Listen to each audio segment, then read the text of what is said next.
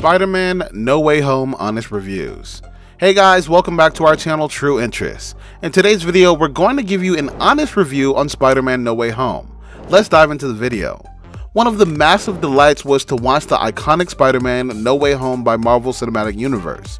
The film is so cool, and Tom Holland is playing the character of Spider-Man, and it's one of his firm teenage experiences. That's not it, as the Spider-Man Homecoming released in 2017 and Spider-Man Far From Home released in 2019 showcase a world where aliens invade and all the super soldiers wage war, filtering through the eyes of a kid from the strong queen alongside heroes. Surprisingly, talking about the reviews for Spider-Man No Way Home, the film has mixed reviews. It's challenging to discuss the movie without knowing the spoilers. There's been more for it than its trailers, and revealing some details would deflate the thrills. What's more, that won't influence a lot, and Peter Parker's story as a high schooler makes the movie so satisfying.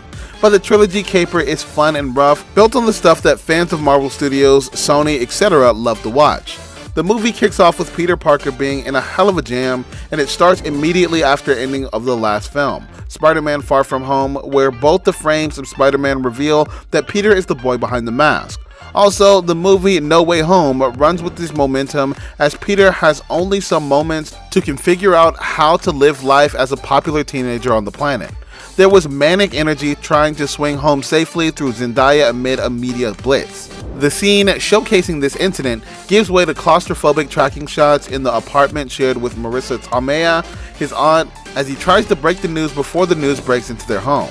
Suddenly, fame boasts all the consequences for Peter and his friends, and their privacy is lost with the drawbacks. With Mysterio's efforts to frame Peter Parker, Peter and his friends were seen partying to a terrorist attack, bringing them under scrutiny from jeopardizing in law enforcement's futures.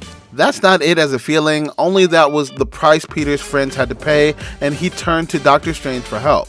He asked for a spell that would make the world forget that Peter is the real Spider-Man.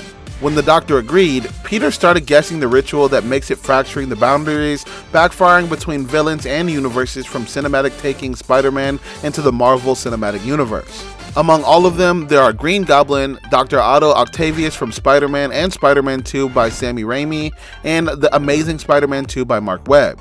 Naturally, the premise of Spider-Man's No Way Home leaves room for its viewers to speculate who would join them and who couldn't. But the other three promotional materials of the film are also crucial for the film's narrative arc.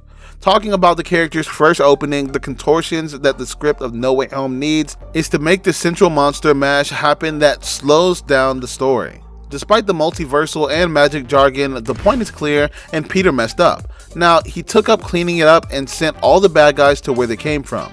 The challenge of the film lies in how easy it can be to give a spectacular way and let the film be carried by the shadow thrill of the franchise getting shattered. Spider-Man No Way Home doesn't dodge the problem. One can also call the fan service a hoy of Spider-Man. Still, Eric Sommers and Chris McKenna, the screenwriters, made a valiant effort to give the film a beating heart by providing Peter with a humanistic and real goal.